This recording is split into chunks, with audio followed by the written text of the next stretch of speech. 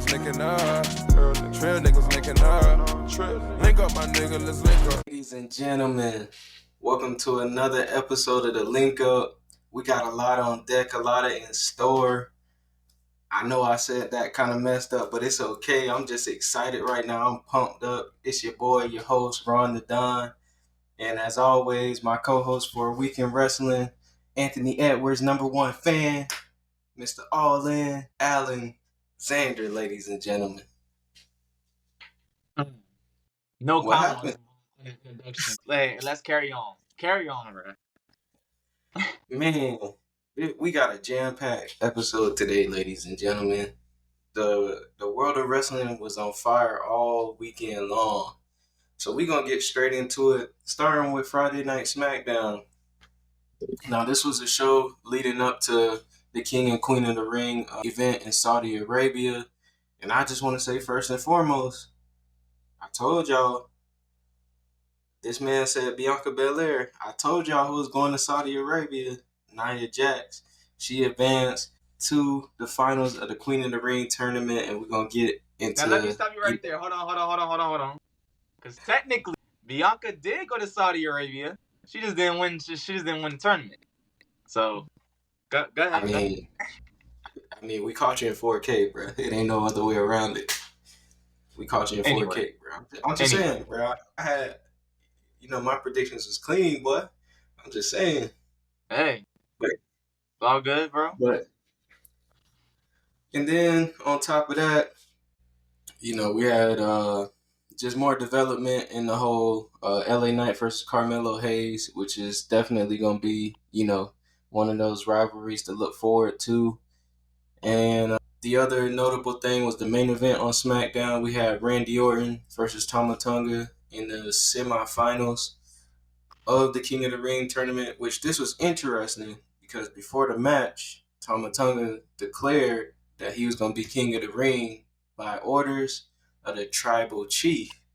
So that's something to look, forward to in that story. But even though he said that he wasn't able to get it done, Randy Orton came out on top with the 1, 2, 3. And as they tried to jump him after the match, we got a return of Kevin Owens, who came back, from injury from his beatdown at the hands of the Bloodline. So that was Friday Night SmackDown. Anything that stood out to you on that show? I'd say the return of Kevin Owens. That kind of, had a little shock factor to it. Because, they had sidelined him for a little bit, but him coming back kind of, gave aid to Randy Orton when he needed it. So it kind of, I'm kind of liking where this is going with this whole Randy Orton and Kevin Owens thing with their tag team forming and stuff. It can potentially, you can go so many ways with this. You can potentially have a heel turn by either one, honestly, if it comes down to it, like down the line. I'm not saying right now because they beat with the Bloodline, so. Yeah. But you can do so much with that tag team alone as it is. So I'm just glad to see. I'm just going to wait and see what happens with them. WWE was live in Saudi Arabia this past Saturday. An event full of events. Like I was saying earlier, Cody Rhodes, they showed him pulling up to the arena. They was kind of foreshadowing the possibility of him versus Randy Orton type thing. So that might be something to look forward to down the line. Randy Orton heel turn. It could be in the works. Who knows? But the night started off with the Women's World Heavyweight Championship match between Becky Lynch versus Liv Morgan. And if you was watching last week's episode, did I call it or what? I told y'all that boy Dominic Mysterio was going to find his way into Saudi Arabia and cost Becky Lynch that match. And with that, we ended up with a new World Women's Champion with Liv Morgan. She gained another piece in the Revenge Tour. What was your thoughts on that match? Knowing everything going in to how it ended. Now, see, a lot of people would say that Dominic interfering was accidental, or you got some that say accidental, or some that says it's on purpose. I think it's leading to a whole thing of them doing it on purpose, but he's trying to make it look like it's an accident. You know what I mean? Because Like it just that whole situation it just didn't sit well. Like even the whole backstage segment when he was like, "Oh, I came all the way down here to make sure that you don't touch the title." Yeah, bro. We ain't nobody falling for that, bro. We know the real you, dog. We know the real you. Any man that turned on his father is not to be trusted, bruh. I'm gonna say it to you right now. But after that match, we got the triple threat Intercontinental Championship match between Sami Zayn, the champion, Chad Gable, the challenger, and Bronson Reed, the challenger. And I give credit where credit is due. My boy Xander said on the pod last week that Otis was going to cost Chad Gable the match, and that's exactly what happened. Otis refused to get involved, hit Sami Zayn. He ultimately ended up hitting Chad Gable, which allowed Sami to capitalize and retain as your Intercontinental Champion. Any thoughts on this match? Anything that stood out to you from here? You was right. Now, man. people are probably going to most likely agree with me on this, but that right there, that match was match of the night. My surprise is they had Bronson Reed take the pin. Yeah. Now, me personally, I would have had Chad Gable take the pin to kind of like progress this whole thing about how Sami Zayn, how Chad Gable can't beat Sami Zayn in a sense. It kind of adds more to that story. But to have Bronson Reed take that pin was pretty interesting in my opinion. Overall, that for me was match of the night. That was a banger of a match. It definitely was a good match. I 10 out of 10 would, suggest if you was to go back and watch any match, it would be that. And it would be this next one that I'm about to mention. Ladies and gentlemen, we got a new queen of the ring. Miss Nia Jax winning the Saudi Arabia. My pick, by the way, beat Lyra Valkyria. And she did it in epic fashion. That Annihilator at the end was crazy. Like, I'm not surprised. Like, how did she not have a broken rib? I got a question. Like, being that you in training, how do you even prepare to take a move like that, bruh? Like, that move was crazy. Yeah, I've never taken nothing like that before. I tell you that. Only thing I really taken somewhere close to that is like I wouldn't say like a clothesline, but like a splash in the corner. That's really the closest thing I've gotten to that. And even that doesn't feel good. Like, you have to make sure the timing is perfect on that. So I'm pretty sure in that aspect, they had to make sure that everything was on point. But I'm pretty sure she still came out fine. Like, it just looked bad, but I'm pretty sure she's straight. But that match, I told you last week that match was going to pretty much be the showcase for NXT, and that did that exactly what I was saying. Like, it literally did that. That showcase so it didn't make her weak at the end of the day. Like, it doesn't make her losing the way she lost. It didn't make her look weak in any form, fashion. So I think she got good things coming like later on down the line in her career. I definitely agree. I definitely think a lot of people came out of this tournament a Lyra Valkyria fan. Like, one thing for sure, she can put on great matches. I thought that was a good match.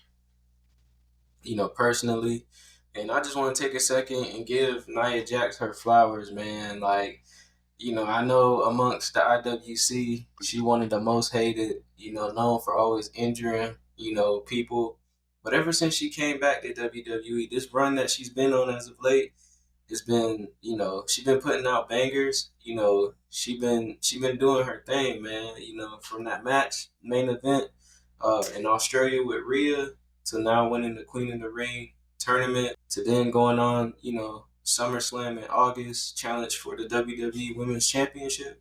It's beautiful to see, especially for somebody like Nia. Or in her case, how how she put it at the Queen of the Ring, she was saying she's going for the WWE Championship. I don't know if you caught that when she was cutting a little promo in the ring. She said she's going for the WWE Championship, which I'm pretty sure was a box, but it was just fun to pick at that. You know what I mean? I mean, if it wasn't, that'd be funny. Cody versus Nia. But yeah, man, as far as Nia Jax, she definitely is, in my book, most improved player of the year for sure. Like, she went from, like you was saying, people not liking her, how she was in the ring and stuff. I think her getting released was that wake-up call. You know what I mean? She was like, all right, let me get my stuff together. She probably went back, trained, do all stuff like that. And then under the tutelage of Triple H, she gonna be, picking his brain and stuff and trying to like, see what's good and see what's not. So I mean, honestly, she definitely did improve as far as that aspect goes. From literally not knowing what to do with her to main eventing Raw, main eventing PLEs overseas, and now Queen of the Ring. Like, what more can you ask for in that aspect? Like, come on. I know she's been doing a great job, and I see, dare I say, I see a WWE Women's Championship in her future, man. Mm-hmm. Yeah. If it's not now, it's definitely gonna be about years down the line. Definitely. But I wouldn't be mad if they put the trigger now, honestly, at SummerSlam. I wouldn't even be tripping. Like, hey, I mean, if you ask me, after that main event she had at Elimination Chamber in Australia, yeah, that kind of showed me right there. Yeah, she ready for it. If they gave it to her, she ready for it. It's that time. I also, I wouldn't mind her somehow joining the Bloodline too, in a way. That'd be dope.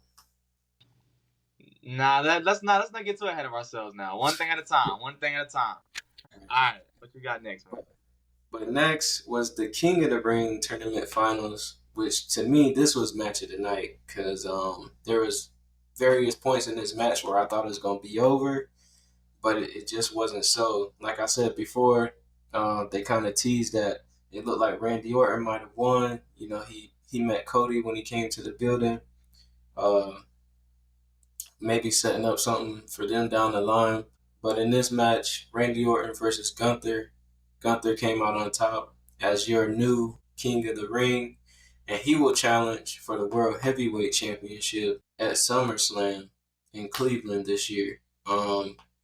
What's your thoughts on Gunther winning first and foremost, and his potential to be World Heavyweight Champion by the time the end of summer rolls around? All right, so let me start off with the match first. So as far as the match, this is kind of ties in as to why I said the Sami Zayn match was match of the night. That match would have been match of the night for me if it wasn't for the finish. Yeah. The finish was a little sloppy in my opinion. It kind of was just like, it kind of made me think that Randy Orton was like hurt, like he was hurt, like real hurt, like no kayfabe. He was like actually hurt. So that right there was kind of like, but it was still a good match though. Like, they okay, so the right result, just poor execution. Right. But it was still, they got they point across in the ring, but them two, it was the first time ever met, so you never know. You might have matches down the line. And as far as Gunther being world champion, there's no doubt about it. That man's got world champion written all over him at the end of the day. It's not a matter of if, it's a matter of when with Gunther. Because this run he's on, it's like, you really just can't, like, I don't know what it is about these heels right now, man, but these heels are, like, making you, like, want to, vote for them and, get behind them and stuff. Like, I'm like, dang. They definitely got the industry in a chokehold right now. Yeah. Speaking of the World Heavyweight Championship, we had a huge announcement at the PLE. It's gonna be Damian Priest versus Drew McIntyre. In June, at Clash at the Castle in Drew's hometown. So that was a big matchup announced. So it's interesting to see how that one is gonna play out. And then there was also another huge announcement in 2026. SummerSlam will be extended to 2 nights, not just one, but 2 nights when they go to Minneapolis. Your thoughts on SummerSlam being extended to 2 nights? I'm not a fan. I am not a fan, and I'm just going to tell you why. I was already not a fan with the WrestleMania being 2 nights, but I kind of understood, the concept with COVID and everything. You want to kind of give people a chance to watch it, you know what I mean? But it's just the 2 nights for SummerSlam, it kind of takes away from the 2 nights of WrestleMania now. Because I started getting used to the 2 nights of WrestleMania, you know what I mean? I actually got forward to, okay, we're going to see one half of WrestleMania on Saturday and another half on Sunday. But now with SummerSlam, it's kind of making it seem like a WrestleMania Junior now, which I know SummerSlam's always been seen as like a WrestleMania Junior, but it just kind of takes away from the feeling. Like, it's just my opinion though, but I don't know. Maybe it might be something like, honestly, the good thing that you can take away from it is the fact that it gives more people to be on the card. It gives more people an opportunity to be on the SummerSlam card. So in that aspect, yes, that's good. But as far as like pretty much the prestige that it takes away from WrestleMania, yeah, I'm not kind of feeling that. But I don't know. I guess we gotta see. I mean, initially, I felt the same way as you. I felt like, dang, it's kind of going to take away from, the greatness of WrestleMania, like the hype of WrestleMania. But then I started thinking about it. One, like, SummerSlam is in that, like, big four, quote unquote, is actually, like, number two, I would say. And, people get bored after, like, 3 hours, or 4 hours. You don't want to keep the show going. So I think that's one reason, they did it. Another reason was obviously to make more money. That's always going to be what it is. And then the third and final reason, it was rumored that before Las Vegas, that WrestleMania 41 was going to be in Minnesota. And then, like, Las Vegas swooped in and got it. So I think this was kind of like all right, we're going to give this to you instead. Kind of thing. You know what? Now I'm thinking about it. You're right. You're right. Yeah. But then again, they might make this into a trend going forward. You know what I mean? So, like I said, we'll have to just wait and see, because it could be a one-off, or it could just be going on, like as the years go. So I don't know. Definitely, it's definitely a wait and see. I just hope it goes good and it's not like dragging on. Yeah. But to wrap up King of the Ring and Queen of the Ring, we had our main event, which featured United States Champion Logan Paul challenging for the WWE Undisputed World Championship, and its holder Cody Rhodes. And this match was full of interesting events, in which we saw the American Nightmare Cody Rhodes retain his championship. Your thoughts on this match? Man, it was some crazy spots. I will say this, man. Me and my boy was talking about this during training the other day. That man Logan Paul is earning his stripes, yo. I cannot, and I'm already going to spoil it because I already know you're going to have the topic. That dude is already going to be in my top 5 off rip. I'm just letting you know that right now for this week, because that man there is doing something. Like, it's just something about him. Like, I just don't know, like, what it is. He just has that, like, it factor about him.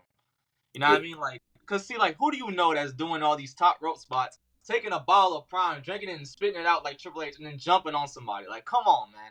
Only Logan Paul would do something like that. Like, you don't see nobody else doing that. So that kind of makes him stand out in a sense.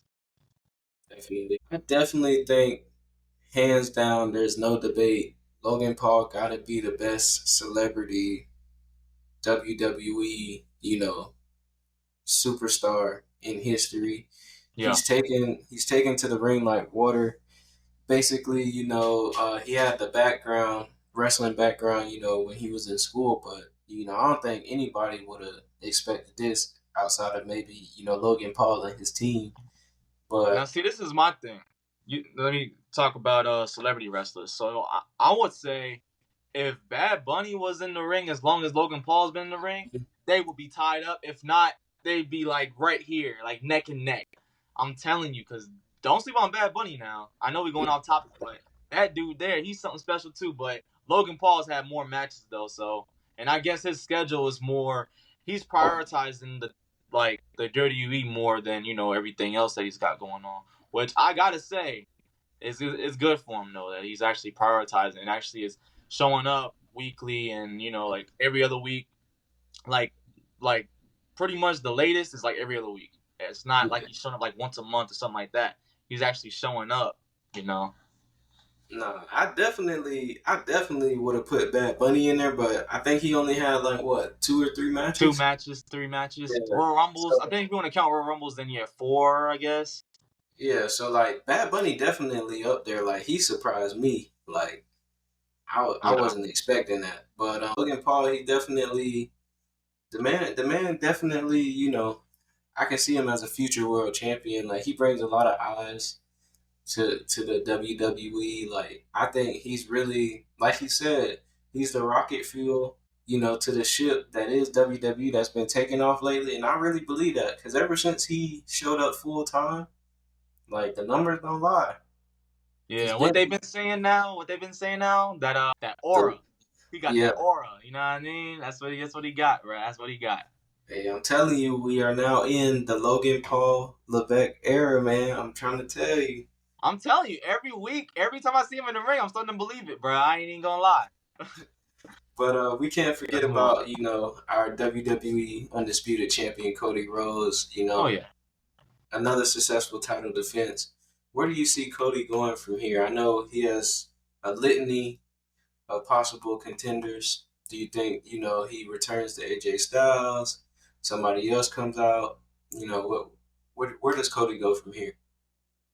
I'd say either somebody else or, honestly, a multi-man match. Give him multiple opponents. I know it may be too early to do that, but I can kind of see them doing that for like Clash of the Castle or giving them like a contender, someone that's like, I don't know. You might have to. I don't know. Like that's one thing about Cody's reign. Everybody's a contender. I'm gonna keep saying this. Like everybody's a contender. Like you know what I mean. You got to take everybody serious at this point. It's not like when Roman Reigns was champ. You had like a select few that you think can beat him. That they'll be like, okay, they're gonna put this rocket on him and take him there. But now you got the whole SmackDown roster almost. You got like 80% of the SmackDown roster that can like potentially take the belt off of Cody or be like a contender. I'm not gonna say take the belt off of him, but be like a contender to his title. You know what I mean? And be like a legitimate threat. You know what I mean? No, I definitely understand, but I know he just came out of a big story, out of the whole WrestleMania thing, and he's still kind of plugged into the Bloodline story a little bit. But I just would like for him to have a story that'll last through the summer, get us to SummerSlam. Who could that be? I don't know. But, something for him so he don't get stale. Because, I feel like it'll be one of those things like the typical, the road to the big prize is more entertaining than when like they actually had a big prize type thing. Yeah. And this goes to the IWC. Let it marinate, bro. Let it cook. Just chill. Just let it cook. Dude, y'all are taking the food out the oven before it's done. Let it cook, yo. Just chill. I'm pretty sure Paul Triple H Levesque knows what he's doing. I'm pretty sure he knows what he's doing at this point. So let it cook, bro. Trust the process. Speaking of cook, Monday Night Raw. Monday Night Raw. Man, that right there. What an episode, man. It started with Drew McIntyre coming out. We got the coronation of the new King of the Ring. Then Damian Priest came out. We don't know if we getting that out, down the line. Then Drew McIntyre comes out. We got them at Clash at the Castle. We building up that story. But it seems to me like Damian Priest has a bunch of other problems surrounding him. He has this ongoing story with, the Carlito situation. Is he in Judgment Day? Is he not in Judgment Day? Braun Strowman, had a match with JD McDonough, beat him.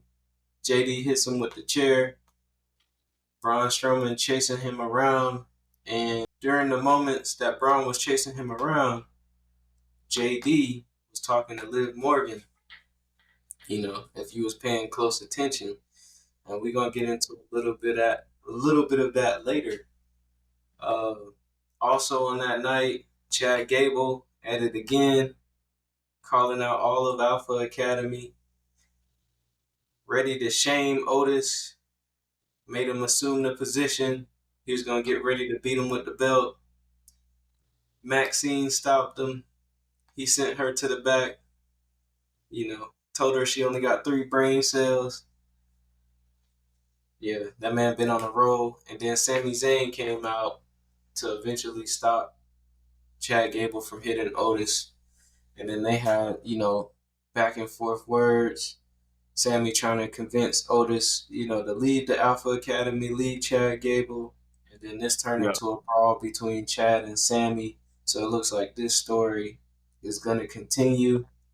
Now I'm gonna just say this: can we appreciate the improvement that Chad Gable's making on the mic? The fact that he's actually putting in an effort, you know what I mean? Like, it's actually not coming off as like fake in a sense. Like his work on the microphone is starting to get more like believable in a sense. You know what I mean? It's getting there. I'm telling you, these people that haven't really been on the mic like that are starting to cook now. Like, some people want to say, like, even Solo. You know what I mean? People like that are starting to cook on the mic. You know what I mean? So gotta just give these boys them flowers. You know what I mean? But go ahead. Will Chad Gable be Intercontinental Champion before the year is over with? Oh, definitely.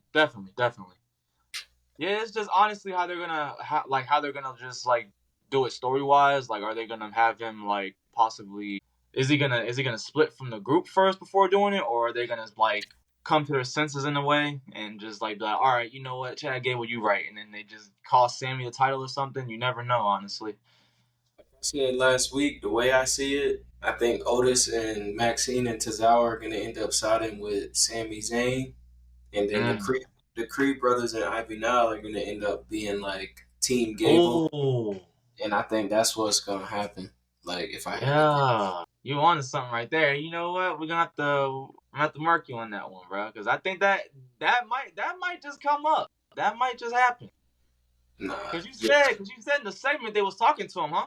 Last week. Mm-hmm. Yeah. So yeah, I can see that. And then like a couple weeks ago, he even told Ivy Nile to stop hanging around Maxine, and whenever she's ready to get serious, let him know. So they definitely planting them seeds. For sure. We also saw a match between Lyra Valkyria and Kairi Sane. Lyra continues, to impress the WWE universe every time she steps foot in that squared circle. Definitely. What do you think her ceiling is? What do you think her what is? Ceiling. On the main roster. Honestly, I could see them possibly putting, and this might be ahead of my time right now, but they might you could possibly have an argument of putting the Money in the Bank contract on her. I mean, I wouldn't say this early in her career, though, but she could be in the match. She's definitely going to be in, like, those big matches. I could definitely see in those big matches like Money in the Bank, Royal Rumble, Elimination Chamber. Also, you're going to see her most likely in those matches right there. You just sparked the idea in my head, man. What? Like, imagine Money in the Bank, Rhea Ripley comes back on some like Brock Lesnar taking the briefcase from Ali. Cashes it in on Liv. Oh, dang.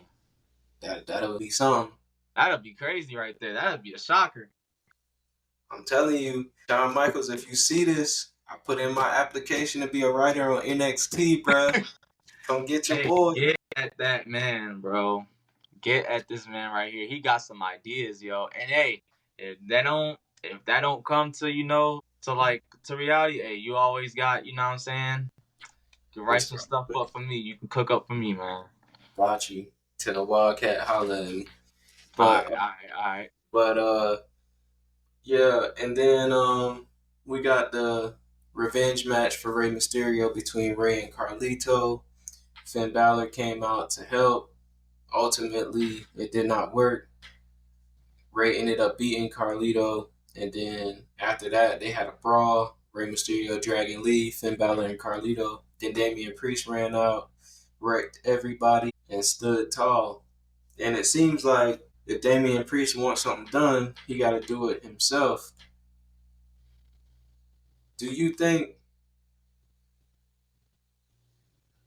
if Damian Priest has no Judgment Day, will he still be, the interesting / credible champion with no Judgment Day? Honestly, right now, Damian Priest is at a position where he's got a lot on his plate, like he was saying. He's in a program with Drew McIntyre. He has to worry about his little Judgment Day buddies on this end. Gotta worry about Carlito. Gotta worry about this. Gotta worry about that. Rhea Ripley. Dominic Mysterio. Like, man, it's just a lot on his plate. So I honestly like you can play that in a sense to where like it gets too much to the point where he can possibly lose his championship, or just he just says, you know what, like screw this, I'm out, and just walks away from it. You know what I mean? So I don't know, but I do see a potential babyface turn in his future. Just a matter of like when it's gonna happen.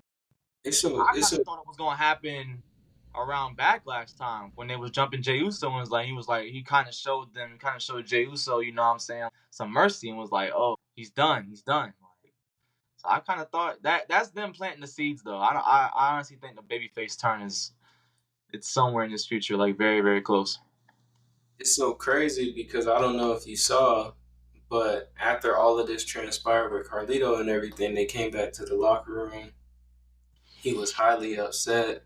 Like everybody came back in there, and JD, and like I mentioned earlier, the camera showed JD talking to Liv, and then Damian Priest basically, and why are you like? He was like, why are you going around talking to Liv? But I don't know if you noticed, but I noticed when he said it, he was talking to JD, but he was looking at Finn. Yeah. And I thought that was very interesting because he's not dumb. Like he knows. So it's gonna be interesting to see. I know a lot of people are wanting that program because a lot of people want to see Finn Balor as a world heavyweight champion. But Damian Priest got a lot of people to fight off. He got a Braun Strowman problem, Carlito problem, Judgment Day problem, Drew McIntyre problem, and a Gunther problem at the end of all of this. So if he manages to keep his championship through all of that, it'd be a great title reign for sure. Yeah. Yeah. But getting down, one more thing. Braun Breaker is still on a rampage, ladies and gentlemen. He wrecked Ricochet. Oh man. Wrecked Ilya Dragunov. The man can't be stopped. Adam Pearce got a lot of problems on his hands. So that's something to look forward to. And now to the main event. A rematch for the Women's World Championship, but this time in a steel cage where Liv Morgan, your new champion, takes on your former champion, Becky Lynch. And this was a good match, good back and forth, your typical, steel cage match on Monday Night Raw until the ending. Now, at the ending, Mr. I Want to Make It Right, Mr. I Want to Make It Right for Mommy, Dominic Mysterio came back out there to try to help Becky climb out the cage. And then all of a sudden you see Finn and JD coming back down. And they're telling Dom, no, don't help.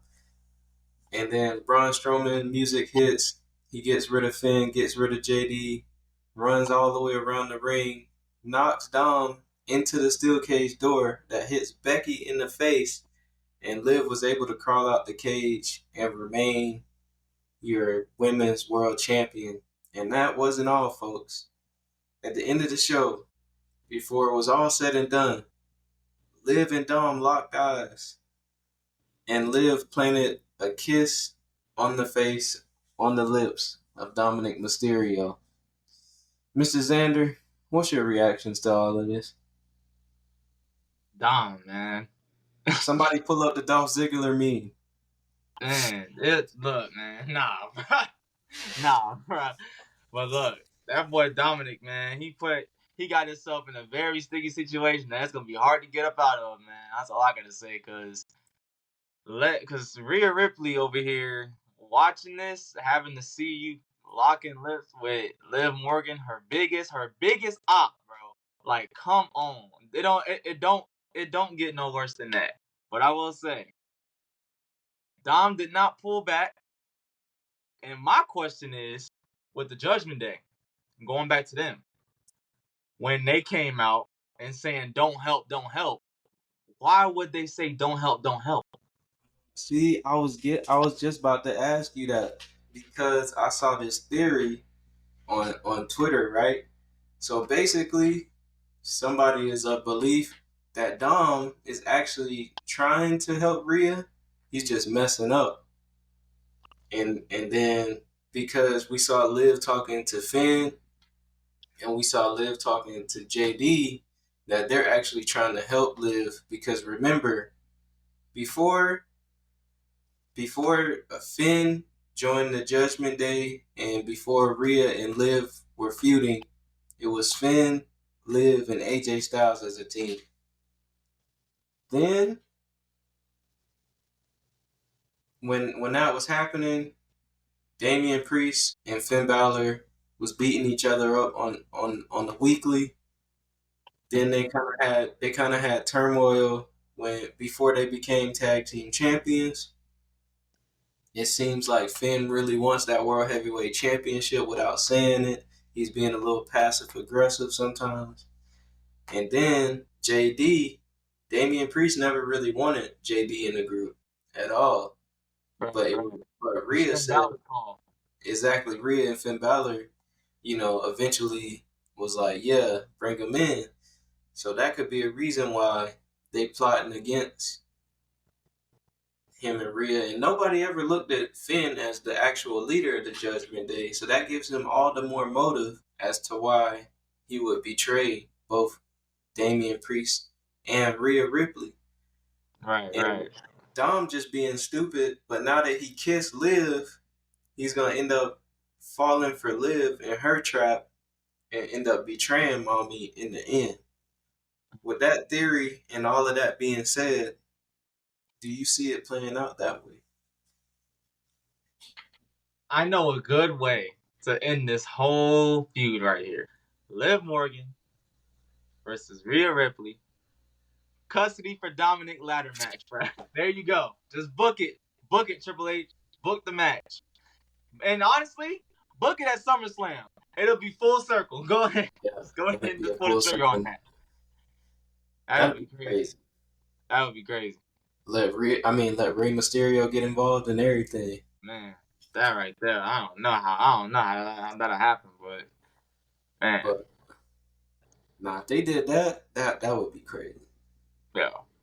That's some fantasy booking though. For sure. But and that was Monday Night Raw. But we've been giving Triple H his praises for cooking. But you know who else been cooking? Shawn Michaels. Yes. So we said last week Sexyy Red was coming to NXT. She didn't just show up to NXT. She showed out. I'm talking about she almost put my dog Booker T in a coma. I'm pretty sure Booker T slept on the couch last night. This man was going crazy. And, if you think Sexyy Red came and she was acting her normal self, you are completely right. She came out in full effect, twerking, everything. We got the full Sexyy Red effect on NXT. Only thing she did not do is curse. Yeah, a lot of people was saying that she was going to slip up, but she didn't. So she handled herself pretty good. Honestly, in my opinion, it turned out pretty well than I expected. I ain't even gonna lie. It turned out real good than I expected. I expected just to be, she was gonna just be starting some stuff with somebody or whatever, but she came out, she presented the new Women's North American Championship, and then she told everybody she's gonna be the host for NXT Battleground, which that's gonna be pretty interesting right there. I'm pretty sure she's gonna play a part in some story. But yeah, she had her own. I'll say she handled herself really, really well. You know what I mean? That just goes to show she's watched the product before. You know what I mean? It's not just some celebrity they just got and doesn't watch the product. She actually watches the WWE. You know what I mean? So she's actually it flowed. Yeah, Shawn Michaels fan. I don't know if you saw it. They were in the car singing "Sexy Boy." Yeah. Yeah, after I'm telling you, man, what a time to be a wrestling fan, yo. What a time to be a wrestling fan. And it didn't just start for NXT there. Roxanne Perez is going to defend her NXT Women's Championship against TNA Knockout champion Jordynne Grace. Yes. Now, we saw WWE open the Forbidden Door at the Royal Rumble when they had Naomi come back and Jordynne Grace, who was still the TNA Knockouts Women's Champion then. Do you think more people are going to jump ship over and we're going to see a WWE versus TNA type thing, or is this just a one-off thing? I could see it. And one of the people that I could see it with, I ain't even gonna lie, because he's friends with a lot of people in WWE. And I can kind of see him having like one match with somebody on that NXT card, whether it's Trick Williams or somebody. But Moose, I could see Moose doing something with somebody in NXT. Gotta be. Like if y'all gonna open up this forbidden door, why not just try out some other stuff? Why not just test out more waters and see, you know what I mean, like what you can get out of it? Because it already goes to show you already have a partnership with TNA, which is really dope. And it's crazy because we talked about this back in middle school that we was hoping that this would happen, you know what I mean? And to see this happen years down the line is crazy. It just brings back all the memories, you know what I mean? So it's a good time to be a wrestling fan right now. A real good time to be a wrestling fan. Definitely. I think it's dope. You know, I saw a comment on Twitter when they were showing everything that happened on NXT with Sexyy Red and, you know, TNA wrestlers showing up. And then I get to the next surprise later, but they would say Vince McMahon would be rolling over in his grave right now.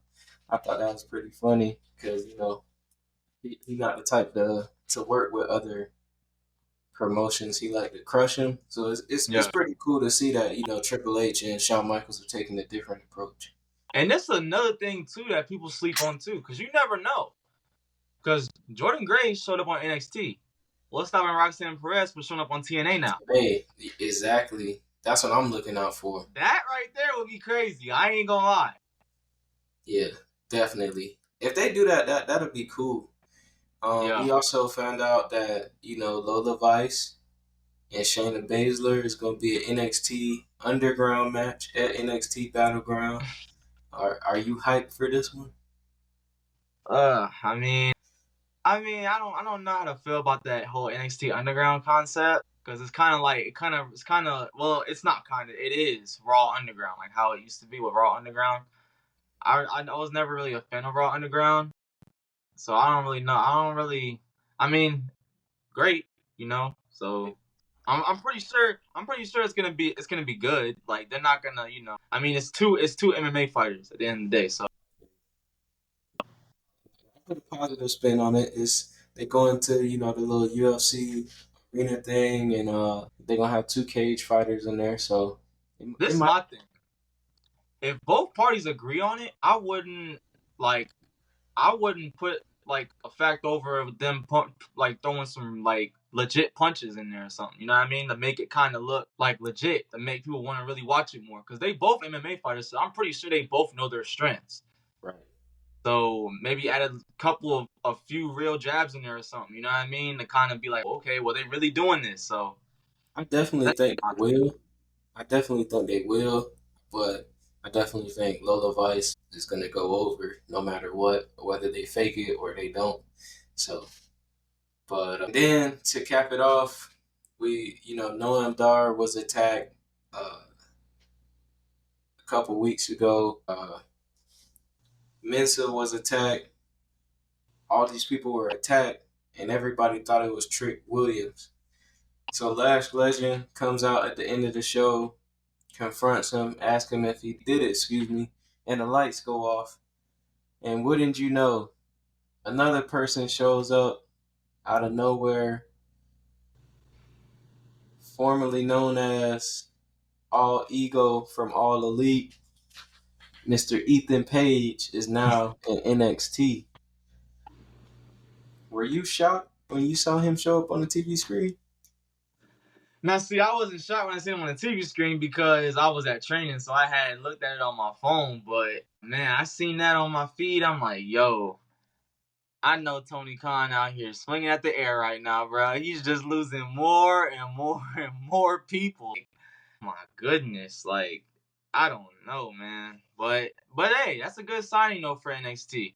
Ethan Page, hey, he was valid in AEW, you know what I mean? I didn't really follow him, you know. I'm not gonna sit here and say I followed him and stuff like that and looked at his like his whole career and stuff, but I mean from what I've seen, he valid. So you know what I mean? That's just so we just got to see what he brings to NXT. What I would say, because I would watched him when he was in Impact. He has that LA Knight, Ethan Carter III type. He fits in that mold. like that type potential, because like he's definitely more charismatic than like you saw on AEW. Yeah. But so I think he might really flourish down there, in Orlando, up there in Orlando. Yeah. But before I get into more news, it's it's being reported that Becky Lynch's contract is up next week, and also Jake Hager from AEW track is gonna be up soon. Who's more likely to jump ship, Becky Lynch Well, or Jake Hager? Jake Hager's contract is up. It's expired. He didn't resign. So yeah, who knows where he's gonna go after this? I mean, maybe MMA. If Triple H has something for him, you could say like the WWE, but like I don't know, because they have other stuff besides wrestling in WWE. Not knocking him at all, because Jake Hager is decent. You know what I mean? He was one of the first like he was one of the first like, surprise signings in AEW. And I was like, snap, in the first ever AEW Dynamite. He was the first signing that they got, the first like surprise signing. So I mean, he still has stuff that he can bring, you know what I mean? So who knows? Wherever he goes, I'm pretty sure he's gonna flourish. It's just a matter of just how they use him. You see Becky flipping? And Becky Lynch, no. I don't see her flipping at all. I think she just needs the break. It kind of does the time. It kind of goes in favor with the time right now because Seth Rollins is out with injury. Becky Lynch's contract expiring. She can use this as a time to get a break and, be a mom. At the end of the day. And spend more time with her daughter and stuff, you know what I mean? Same with Seth Rollins. So they both gonna be home, you know what I mean? That's just something. I think they should just enjoy that, you know what I mean? Don't rush into coming back. Because I'm pretty sure you're always gonna have something there. You know what I mean? Just, heal up. Because I'm pretty sure you a little banged up from all those bumps and stuff you taking. So heal up. And then just come back whenever you're ready to come back. Most definitely, I agree. She's not going anywhere. Yeah. Seth just signed his he just renewed his contract, so she's not going anywhere. She's definitely gonna take a break, but I don't think she's going anywhere. Right. But now we're gonna turn into hypocrites.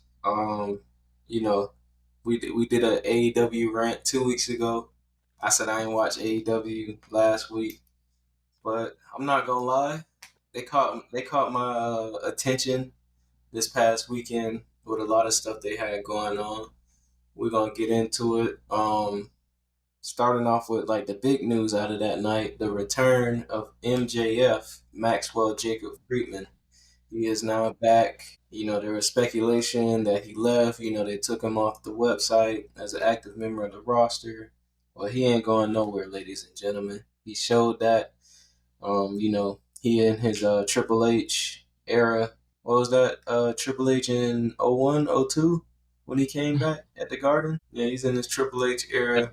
Where do you see, now that he's back, how does this affect the landscape of AEW and wrestling as a whole? Well, we already know he's gonna want his championship back, so I can already see that in his future. AEW World Champion. More than once and twice, I'll tell you that. He's definitely going to hold that championship more than 2 times in his whole career. If he's going to end up staying in AEW, he's probably going to be that one person that's in AEW. I honestly see him as being that person that's in AEW and does not leave AEW until the ship sails. I don't see him leaving AEW like at all. Like because the whole rant he was doing with the bidding war stuff or whatever. Yeah, but as soon as it happened, and you see now that he's signed with them now and staying, that man ain't going nowhere. And the fact that he got a tattoo, he ain't going nowhere. But yeah, I see a lot of good stuff in MJF's future. I mean, at the end of the day, it's MJF. This dude can hold his own. He's done a lot in AEW. For the short time that AEW's been around, he's done a whole lot. So I really could see him, just doing a lot of great things there. Yeah.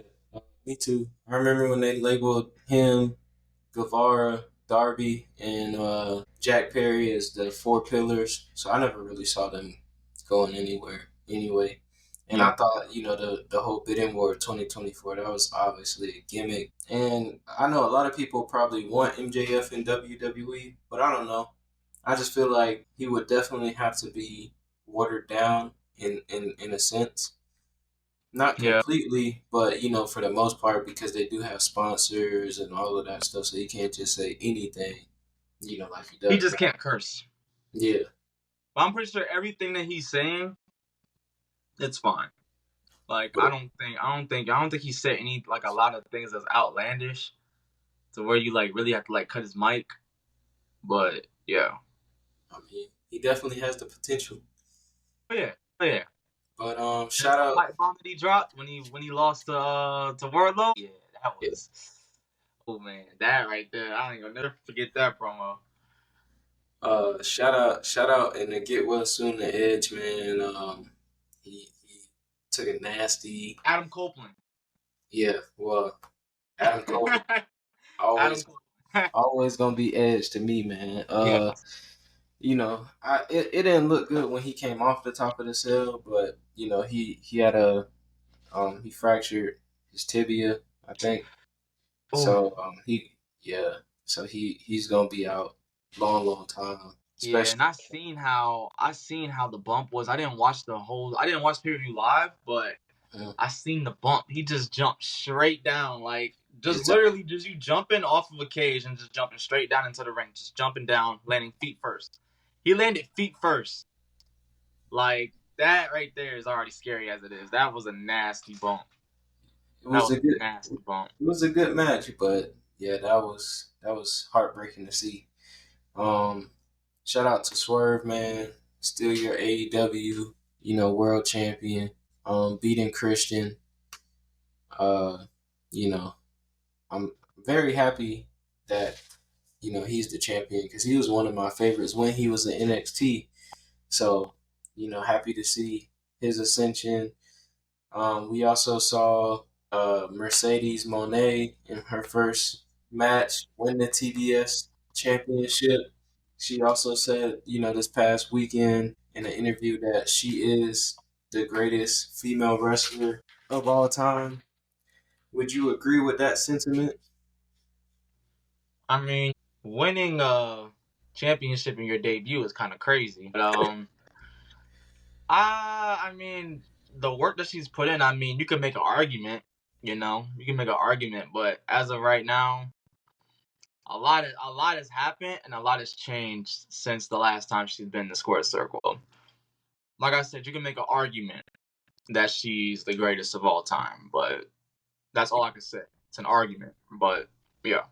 You definitely can, but when you look at, the other people that's potentially on that list, right. Trish, Lita, Chyna, Becky, like, that's some Charlotte. There's some names you gotta beat out. She's definitely in the conversation, though. Oh yeah, that's what I'm saying. I ain't taking nothing from her, but yeah, remember, there's more out there, like, because I mean, and literally her being injured for that long showed that, you know what I mean? So her saying that was just it's kind of bold. It's a bold statement, but hey, in wrestling, you gotta bet on yourself. They tell us that all the time.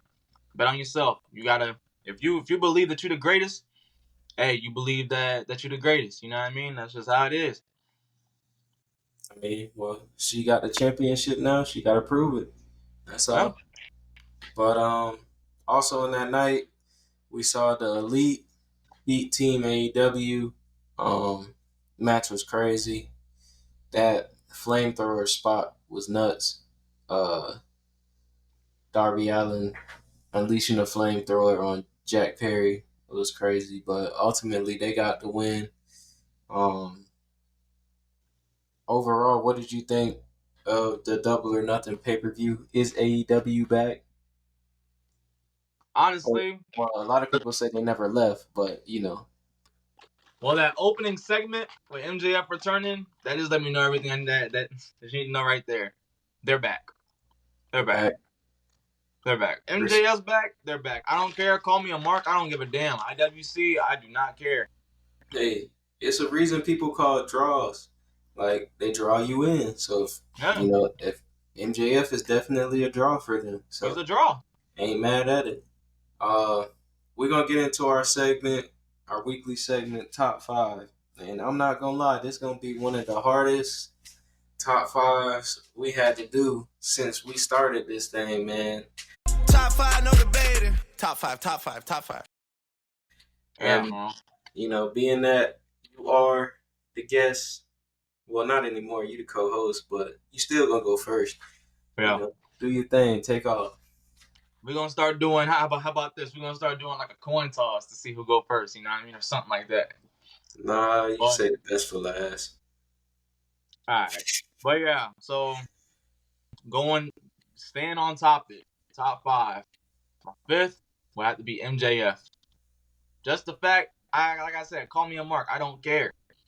The fact that him coming back, that literally just put him on my list. I don't care because I already know the stuff that they's gonna do later on down the line. My reason for watching AEW is back. That's all I'm gonna say. Number four, I have to be Braun Breaker. Number four, Braun Breaker. Because man, I ain't gonna lie, yo, this dude here. I don't know if it's just the fact that he's thinking about Core Jake behind them spears, but man, oh man, them spears is devastating like crazy, bro. I would not want to take one of them spears, dog. I ain't gonna lie. And now for my top three. Number three, gotta go with Logan Paul.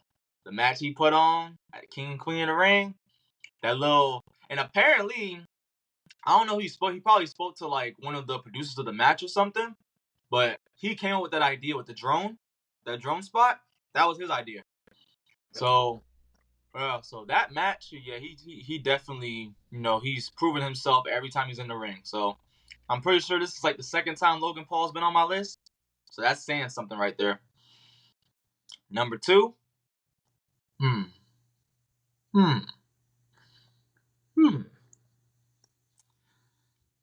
Alrighty, number two, I would have to go with. I say, everybody, this is a hard list right now. Where I go with number two?